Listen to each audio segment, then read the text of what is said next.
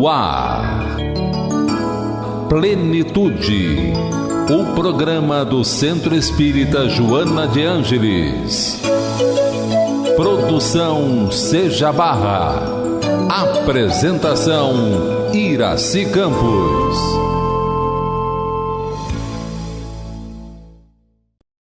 Olá, queridos amigos, queridos ouvintes, nossos espectadores.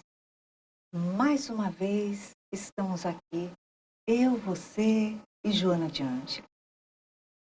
Hoje estamos com uma convidada muito querida, uma convidada muito especial que veio lá de Minas Gerais, lá da cidade de Pedro Leopoldo, cidade de Chico Xavier. Uma pessoa queridíssima que vem bater um papo gostoso com a gente e que vem falar sobre o seu livro, Vencendo a Dor da Morte. Também é presidente do Centro Espírita Luiz Gonzaga e vai falar de um recadinho que você vai botar aí na tua agenda para não esquecer, porque vale a pena, tá? Não pode ficar fora dessa.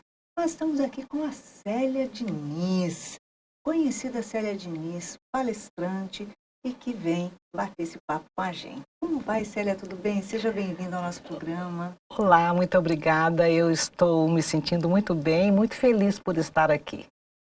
O recadinho que eu trago é o convite para que todos possam participar do 2º Congresso Espírita de Pedro Leopoldo, em Minas Gerais, terra de Chico Xavier. O congresso começa no dia 29 de junho, vai no dia 30 e dia 1º de julho.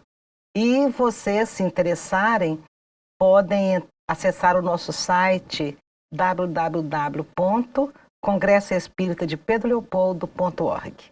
Será uma alegria muito grande recebê-los lá. Obrigada. Olha só, gente, imperdível. O 1º Congresso Espírita de Pedro Leopoldo, que foi realização de um grande trabalho que a Célia fez com toda a equipe dela.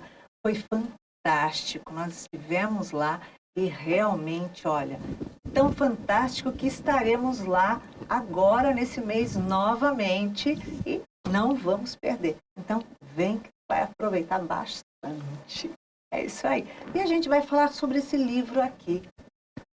Olha só. Diz alguma coisa essa capa para você? Pois é. Quando a gente fala de vencendo a dor da morte e você depara com a capa que vem, algo da natureza que simboliza a vida, que simboliza a alegria, o perfume que enriquece sempre o nosso coração, a gente pensa, qual é o significado da vida para cada um de nós? Qual é o significado do amor para cada um de nós?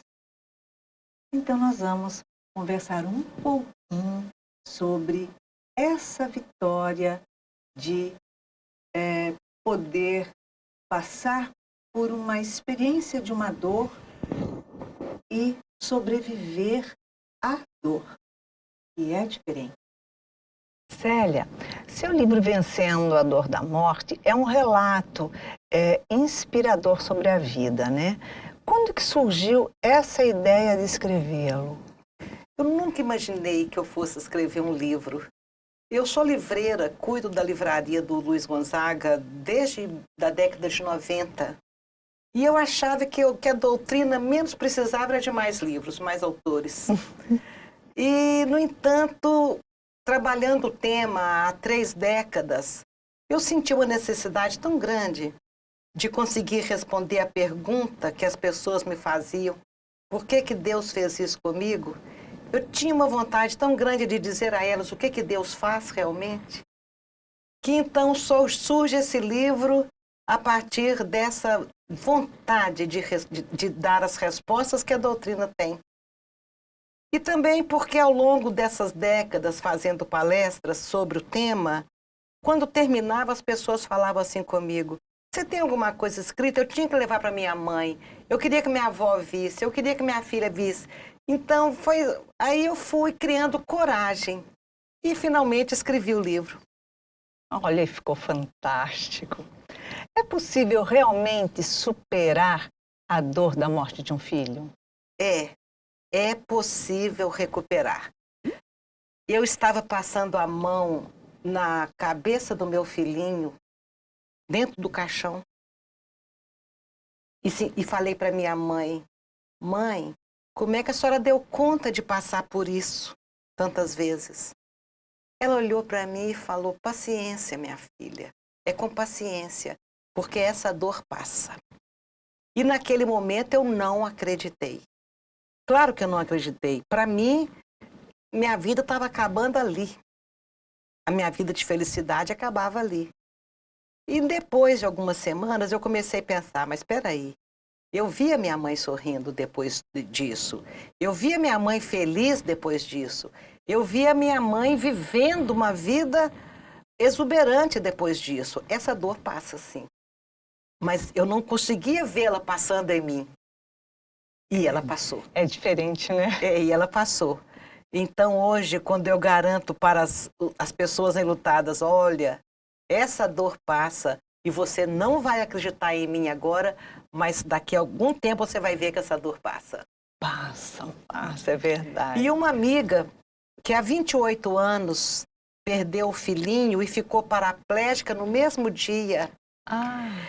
Essa amiga, o marido chegou na livraria e falou assim comigo, eu vim comprar o seu livro, mas Júlia mandou te dizer que ela discorda do título, Vencendo a Dor da Morte, essa dor não se vence. Então eu falei com o marido, leva para ela e diz a ela que depois que ela lê, se ela não achar que essa dor se vence, eu tenho que escrever outro livro para provar que vence. Eu vou escrever outro. Fala com ela que eu vou escrever outro. Porque esta dor se vence. Agora, você observa aí o título, quando os editores estavam reunidos para escolher o título, eles sugeriram Vencendo a Morte. Eu falei, não, esses títulos não servem, a morte não se vence. Ela existe, inexorável. Sim. Aí eles disseram, como vencer a morte? Como vencer a dor da morte? Ah, não sei. Aí eu sugeri o Vencendo. Nem lembrava mais da aula de português que esse tempo de verbo é o gerúndio. Então, o editor disse, o verbo no gerúndio eu não gosto. Parece uma coisa, uma ação inacabada. Eu falei, então é esse o nome. Porque vencer a dor da morte é um desafio de todos os dias. Todos os dias, é verdade mesmo. De todos os dias. Hoje, subir o prédio das escadas do meu apartamento e encontrar a amiga de infância da minha filha com 2 filhinhos gêmeos lindos de 3 anos. E não lamentar que a minha filha não está aqui. Não achar mal empregada aquela felicidade que eu estou vendo ali. Exatamente. É um desafio diário. Porque remete a essa lembrança, essa vivência e a vontade que a gente tem no íntimo de trazer de volta, de ter aquele momento que não foi vivido. Aquele egoísmo, né? Aquele egoísmo. Então, é ver a amiga de infância com os filhinhos gêmeos e não achar mal empregado e não querer aquela felicidade para mim. Sabe? Sim. Esse é o desafio de todos nós. Aprender o que a dor vem ensinar é o desafio. Porque a dor ensina mesmo. E a gente tem que querer aprender. Muitas pessoas me perguntam assim, quanto tempo vai doer? Por quanto tempo? Como é que é a pergunta que eles fazem? Eu vou sofrer por quanto tempo ainda?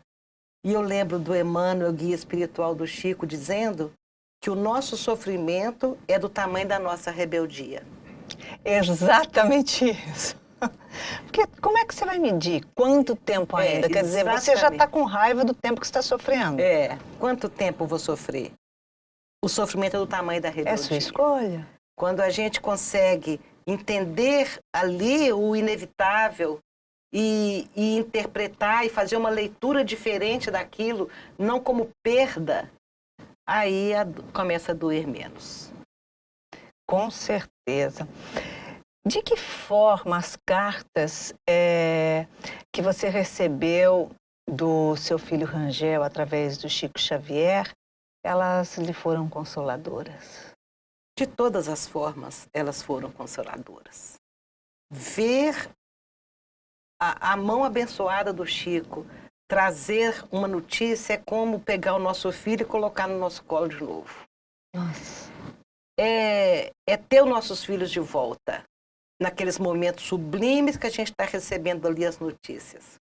Para mim, não foi tão impactante como para as outras mães que nunca ouviram falar que o filho continuava vivo, que a vida continua, que ele pode voltar, que ele pode escrever. Não foi impactante. Impactante foi o médium que estava sentado do meu lado dizer assim: seu nome é Célia? É o seu filho ali agora que vai dar a mensagem. Como você sabe? E o Chico lá na cabeceira da mesa e a gente na posição contrária. Como é que você sabe? É porque é uma criança que corria e brincava aqui pelo salão e agora chegou perto dele um senhor assim, assim, assim, descreveu meu pai. E falou: vamos, Rangel, é a sua vez. Então, o médium começa a me sussurrar o que estava acontecendo e relata aquilo tudo. A mensagem foi maravilhosa. Mas saber que o meu filho corria e brincava pelo salão, como uma criança qualquer numa reunião de adultos, saber que um ano depois ele estava totalmente adaptado à nova vida, aquilo foi consolador. Com certeza. Aquilo foi consolador. É como se ele estivesse ali, brincando, feliz, como qualquer consciente. Exatamente, consciente. Estou do lado da minha mãe, estou do lado do meu avô, tá tudo bem. Incrível. Né? Agora, as cartas consoladoras do Chico Xavier formaram mais de 120 livros, onde não é só a questão do consolo para cada familiar. É muito de informação da vida no mundo espiritual. Isso traz detalhes, não? Traz detalhes incríveis. Então, é um material de estudo extraordinário, para a gente realmente saber como a vida continua, não só na obra de Kardec, André Luiz, etc., mas também através das cartas. É um cabedal de informação muito grande. Ele contava algum detalhe, alguma coisa do mundo que ele estava vivendo? Contava. Ele contava detalhes incríveis de como as crianças são amparadas no plano espiritual. Ele contava detalhes dos momentos finais dele no corpo de carne. Ele contava detalhes do pai dele que chorava, o pai dele é dentista, não queria mais atender crianças porque reportava ele. E ele falava: papai, não deixe de atender as crianças que te procuram. Ele contava o nosso dia a dia, os apelidos, milhares de detalhes. Que gracinha. E contava que estava estudando, que ia crescer. Ele trouxe muitas notícias. Foi maravilhoso. Isso é maravilhoso. Realmente, não só a vida continua, como o ciclo do crescimento e o desenvolvimento da criança. Exato, porque quando elas vão voltar no mesmo lar, numa próxima encarnação, eles ficam em estado infantil. Mas quando eles vão ficar lá por algumas décadas, para depois voltar, o desenvolvimento é mais rápido. Então, ele estava nessa do desenvolvimento mais rápido. Certo. Numa determinada carta, só te recebi 2, na segunda ele fala: mamãe, já estou mais adiantado do que Aguinaldinha e Mariana. Quer dizer, se referindo aos irmãozinhos, meus filhos, que eram mais velhos do que ele. Olha então, o desenvolvimento só. lá é mais rápido. Olha que interessante, né? Porque ele ia passar um certo período e depois ia retornar. E ele ia demorar mais tempo, então ele ia recuperar a sua condição de adulto mais depressa. Que bacana, olha só. Do que se fosse os que ficam em estado infantil é porque Sim. vão renascer logo em seguida. Vão voltar para a Não- mesma família. Não demora, Normalmente né? voltam para a mesma família. Você acredita que só é possível obter o verdadeiro consolo para a morte de um filho através de uma psicografia? Olha, não acredito, não. Se este fosse o único consolo que a doutrina espírita tem para oferecer, nós estaríamos perdidos, porque não há mais tantos médios capazes de captar totalmente a essência do espírito comunicante. É verdade. Se este fosse o único consolo que a doutrina espírita tem para oferecer, ela não estaria refletindo o ensinamento de Jesus. E a doutrina espírita é o consolador prometido por Jesus. Se receber uma carta familiar fosse o único consolo que Jesus tem, como ele seria injusto com os nossos irmãos de outras expressões religiosas que têm dificuldade de acesso a médiuns, que têm dificuldade de aceitar o fenômeno, que têm dificuldades mil nesse sentido. Então é lógico que o consolo que Jesus tem para oferecer vai muito além de uma cartinha. Com certeza. É ouvir Jesus dizer: vinde a mim todos vós que estáis sofrendo, que eu vos aliviarei. É isso, tende ânimo, eu venci o mundo. É ver Jesus, é ouvir Jesus. É Ele que é o consolo. Não é a doutrina espírita, não é a mediunidade, é Jesus. E a doutrina espírita e a mediunidade refletem o ensinamento de Jesus. Perfeito, perfeito. O que você diria às mães hoje que buscam notícia dos seus queridos filhos que voltaram antes delas? Eu digo que vontade de receber notícia, saudade, é a característica de todos. Todo mundo quer a notícia, todo mundo está com saudade, mas esse não é o motivo que direciona a espiritualidade superior. Geralmente, a notícia é dada quando há outras questões envolvidas, outras questões mais complicadas. Por exemplo, eu estava em Uberaba, na década de 80 ainda, e uma senhora que não conseguiu chegar perto do Chico, não conseguiu nem pedir a mensagem, não conseguiu falar nada, estava lá longe, do lado de fora, recebeu uma carta. E as pessoas que estavam lá dentro, com o nome na mesa e tudo mais, não tinham recebido. E uma senhora à tarde tinha me abordado e me dito: coloca esse papel no bolso de Chico para mim. E eu pus na calça jeans e fui para o hotel.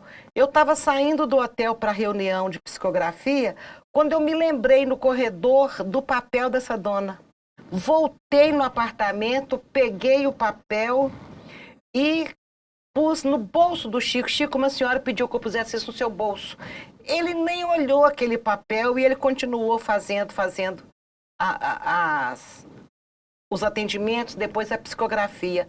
Para minha surpresa, vem uma mensagem do neto daquela senhora, dizendo que ele não tinha sido assassinado, que ele tinha sido um acidente, e esclarecendo toda aquela questão numa situação em que a família estava envolvendo a polícia, envolvendo sentimentos horríveis de revolta, de vingança.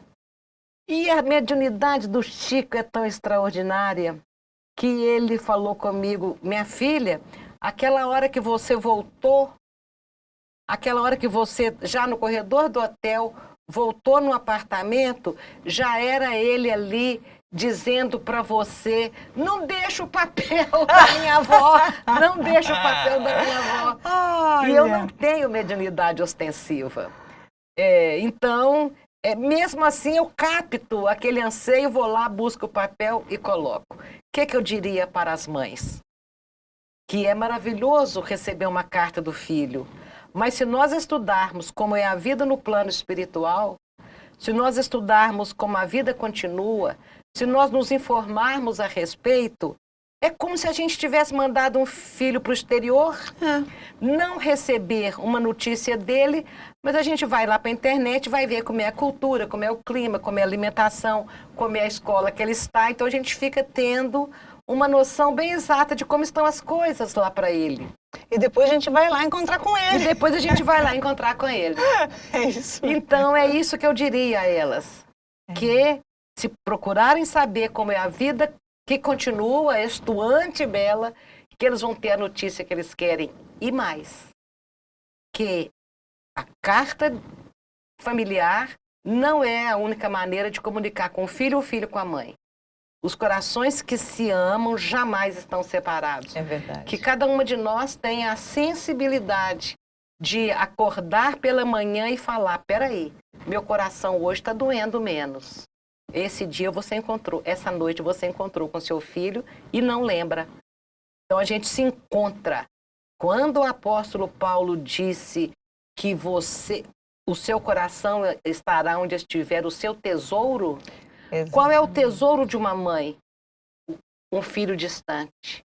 Qual é o tesouro de um filho? Uma mãe e um pai distante. Qual é o tesouro de um amor? O amor distante. Quando a gente sai do corpo físico, pelo processo do sono, a gente vai como uma bala em busca do nosso tesouro. E lá a gente encontra com eles quando dormimos. E isso é lindo. Na verdade, é uma alegria quando você sai do seu corpo, né? Quando você desencarna, naturalmente, e saber que você vai encontrar com alguém que foi antes de você e que você não queria que essa pessoa tivesse partido antes de você, né?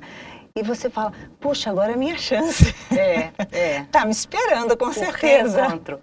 A certeza do reencontro que a doutrina nos dá, apesar de que nós sabemos certezas são intransferíveis, cada um cria a sua, mas a gente tem essa convicção profunda de que a morte é muito menor do que o amor e nós vamos nos reencontrar com os nossos entes queridos. Com certeza. Você acredita que ser espírita de berço tenha te auxiliado durante todo esse processo da superação do desencarne dos seus filhos? Acredito sim. Acredito que na doutrina espírita para a qual eu fui encaminhada nessa encarnação, eu encontrei ali todas as ferramentas de superação para tudo que a vida me apresentou de desafio. Encontrei sim na doutrina espírita um consolo que eu ouso dizer que não está presente em todas as escolas religiosas. Porque a maior bênção que a doutrina me deu foi ver Deus através das lágrimas. Nossos irmãos de outras religiões brigam com Deus quando uma tragédia acontece. E brigam assim, eu pedi a Deus isso e Ele não me atendeu. Outra hora fala, Deus foi tão bom para mim que meu marido conseguiu um emprego. Então Deus está sendo ruim com quem não consegue? Deus foi tão bom para mim que eu tive um tumor e o tumor desapareceu. Então Deus é ruim para aqueles que o tumor leva a óbito? Então que Deus é esse que as pessoas só conseguem vê-lo quando realizam a própria vontade delas? Exatamente. Que Deus é esse que a gente reza todos os dias, seja feita a vossa vontade, mas quando Ele não faz a nossa vontade, nós não conseguimos vê-lo em nossas vidas. Seja feita a vossa vontade, desde que siga as minhas orientações. Desde que seja a minha, Então, a doutrina me mostra esse Deus que me diz um não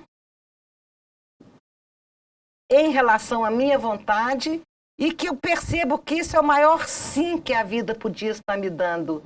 O maior sim, porque o mal, ele não tem existência própria. Ele é simplesmente a ausência do bem. Ou o mal que a gente pede a Deus que nos livre, muitas das vezes é o bem que ainda não foi colocado na esteira do tempo. O mal é simplesmente um bem mal compreendido. Então, a gente consegue ver o Deus através das nossas lágrimas, porque a gente sabe por que sofre. A gente sabe de onde a gente veio, o que a gente está fazendo aqui, por que sofremos, para onde a gente vai. E esse é um patrimônio espiritual extraordinário. Aceitar é outra coisa, né? Muito bom. Em uma das cenas do filme, As Mães de Chico Xavier, uma personagem diz: a saudade é a dor que dói nos dois mundos. Por que razão, então, conhecer sobre a vida eterna, ou a vida continua, né? Sempre nos deixando tão suscetíveis a uma dor e muita saudade? Faz parte desse planeta, não é? Faz parte desse planeta esse fenômeno de transição chamado morte, que nos separa dos nossos entes queridos. Faz parte do nosso planeta o desligamento e a volta para casa no mundo espiritual ser algo doloroso. E é doloroso. Faz parte do nosso aprendizado nesse mundo que nós nos encontramos, ainda de provas e expiações, essa saudade. Claro. Então, a saudade de quem fica é enorme, mas a saudade de quem vai também é grande. Mas a gente tem que esclarecer que essa senhora que disse isso no filme era uma senhora que não tinha nenhuma religiosidade, nenhuma religião. Era uma senhora totalmente despreparada para as questões espirituais do quem somos, a história de quem somos nós, né? Nós somos espíritos imortais. Então, essa postura, e o Chico confirma, a saudade dói dos dois lados, é Chico que diz isso, que a saudade dói dos dois lados, nos chamando a atenção para que o nosso ente querido também que foi, precisa de nossa ajuda, porque ele também sente saudade. Com certeza. Ele também está sofrendo. E ele precisa das nossas vibrações de coragem, de força, de ânimo, para que ele siga em frente também. Porque, afinal, nós aqui ainda permanecemos com o que temos de costume, com a nossa vivência, que nós estamos acostumados, e com aqueles que a gente ama, com que a gente interage diariamente. E aquele que parte, não, ele vai partir para o reencontro, a lembrança ainda, né? Você coloca muito bem a situação. A gente fica na nossa zona de conforto. Total. E eles partem para rever os velhos, novos amigos. Mas ele precisa de um tempo de adaptação para lembrar que está entre amigos, entre familiares, né? E esse tempo de adaptação vai variar de pessoa para pessoa, mas não é um trânsito tão fácil assim. Exatamente. E nós ainda nos queixamos de uma forma tão egoísta ainda, de, né, por que Deus fez isso comigo? Como se a gente tivesse sendo extremamente castigado e a nossa dor fosse maior que o mundo. A gente não pensa que a do outro chegar no mundo, tipo assim, nossa, eu tô descendo do trem num país diferente. Sem dominar o idioma. Por aí. Sem estar com a agasalho correta. É isso, você fala, você resume muito bem essa situação. É exatamente isso que é o desafio de todos nós. Saber da impermanência da vida aqui e saber que somos mais do que este corpo que vamos deixar aqui, somos mais do que essa personalidade que a gente apresenta hoje, nós somos mais do que tudo isso, e que isso um dia tem que ficar aqui e a gente seguir em frente. Seguir em frente. Para que não haja maior sofrimento dos que partem para o plano espiritual, como devem agir os familiares e principalmente as mães que aqui ficaram? Como der conta, querida. Como der conta. Boa resposta. Porque eu não posso ficar aqui dizendo a cada coração, no momento maior da sua dor, como é que esse coração deve agir. Não tem como. Não tem como, é como der conta. Eu falo isso porque o meu filho mais velho era muito apegado à irmã. Ele estava com 28 anos, a irmã com 27, e ele sofria uma dor desesperada. E eu começava a dizer para ele, meu filho, vamos reagir nisso e naquilo, vamos fazer isso, vamos fazer aquilo. E ele dizia, mãe, eu estou fazendo o que eu dou conta, mãe. Não me cobre. Eu preciso de fazer só o que eu dou conta. É o tempo que ele Então, precisa. é o que cada um der conta. Cada coração enlutado tem o direito de vivenciar. sofrer a sua dor como dá conta. Exatamente. Não, é desumano chegar perto de uma pessoa e dizer não chore mais, esquece, segue em frente, a vida continua. É desumano. Então, o que é que nós temos que fazer com as mães, com os corações enlutados? Amar, respeitar, aceitar como está, dar o nosso apoio, o nosso carinho, nossa atenção, nossa paciência de ouvir a mesma história 500 vezes, porque eu contei a mesma história 500 vezes. É isso. E é assim que a gente vai assimilando, né? Quando você conta a história 500 vezes, você vai chegar no momento que você está contando pela 501 e você fala, eu não choro mais quando eu conto a história. É interessante você falar isso, eu não choro mais, porque nós começamos a vencer a dor da morte quando a gente distingue exatamente isso. As pessoas dizem, essa dor não vence. Eu não vou esquecer nunca o meu filho. Não mesmo, graças a Deus. Não mesmo. Você não vai esquecer nunca o trauma que a partida dele causou. Você não vai esquecer nunca tudo que você sofreu, todos os detalhes daquelas coisas tão traumatizantes. Você não vai esquecer nunca. Mas um dia você vai lembrar e isso não vai doer mais. É diferente. Então a gente tem só que separar. Doer não é a mesma coisa que lembrar que doeu. É outra Eu coisa. nunca vou esquecer o tamanho da dor que eu passei. Como foi? Mas hoje eu lembro dessa dor e ela não dói. Aí é diferente. Então, o sair daquela atmosfera que Freud chamava de doença, melancolia, que é o luto que não acaba nunca, sair dessa patologia ou não deixar o luto virar uma doença, é o momento que você começa a separar. Estou lembrando que doeu, mas não está doendo mesmo tanto.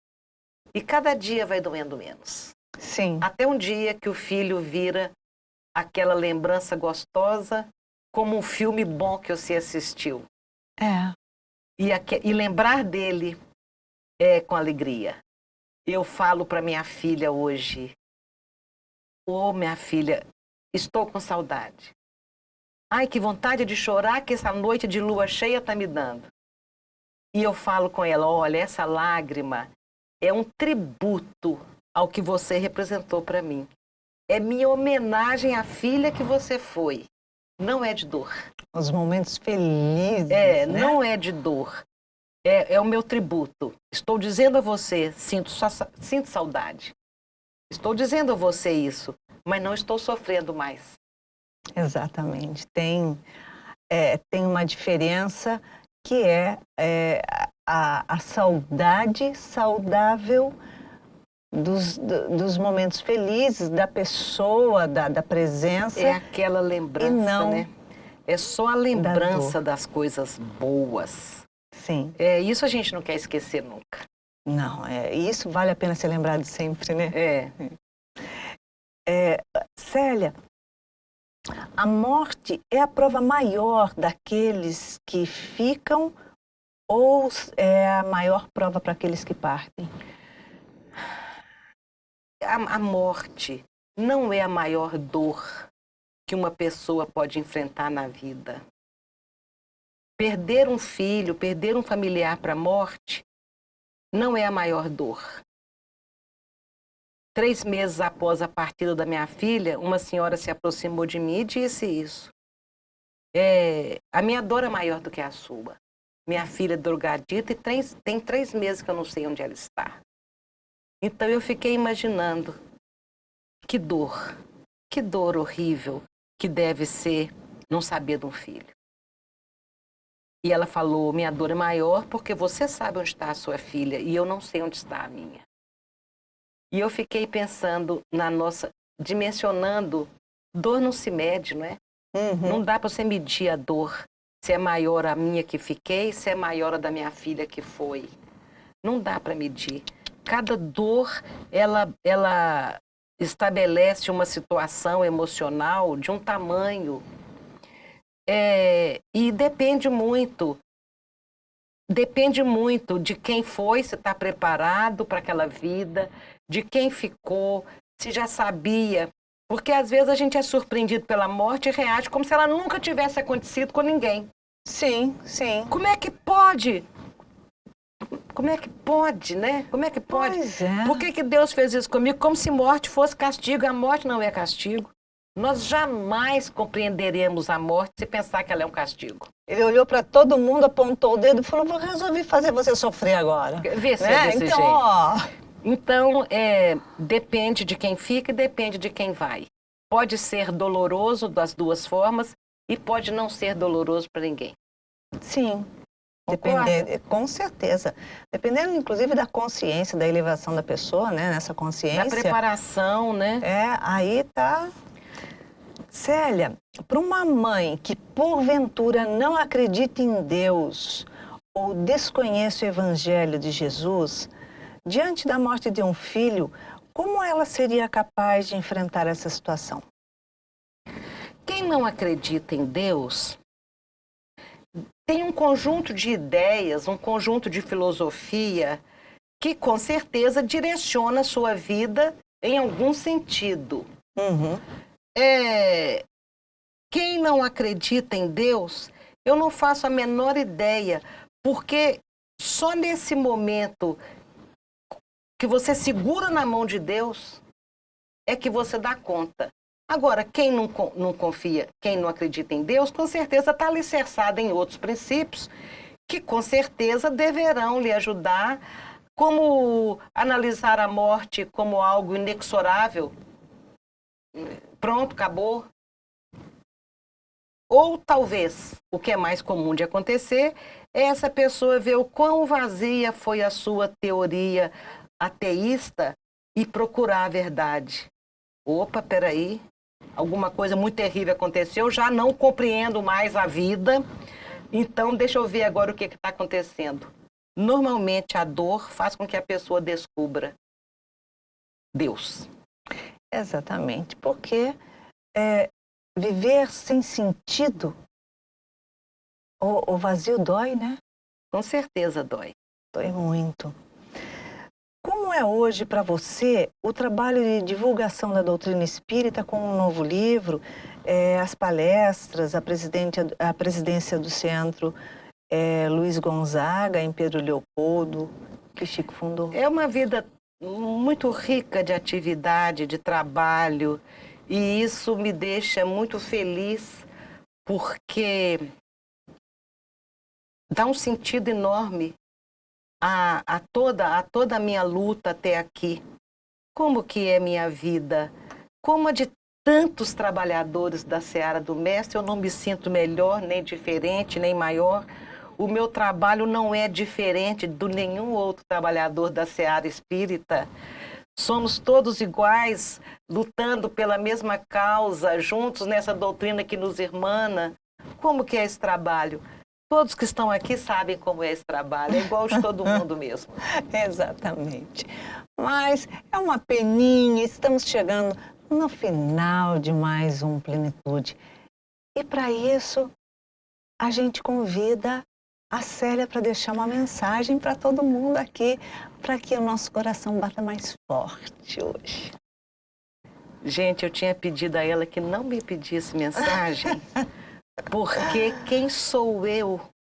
Quem sou eu para deixar a mensagem? Uma pessoa querida, experiente como eu. Eu diria que quando Jesus disse que em nossos ombros, quando Jesus disse algo que podemos interpretar como em nossos ombros jamais fardos mais pesados do que podemos carregar, a gente pode garantir a todo mundo que sofre que vai dar conta do próprio sofrimento. É essa certeza que eu tenho, é isso que eu deixo. Qualquer que seja o problema que você esteja enfrentando, tenha certeza, você vai vencer. É isso aí. Célia, obrigada, uma alegria muito grande, um prazer muito grande. E vamos estar juntas novamente. E é isso, terminamos mais um programa já em plenitude, com alegria no coração, com esclarecimento e, com certeza, pensando muitas coisas boas, positivas na nossa vida, fazendo os projetos de crescimento pessoal e iluminação. E para isso, desejando para você uma semana cheia de amor, nós deixamos aqui um beijinho cor-de-rosa. Plenitude. Produção Seja Barra. Plenitude.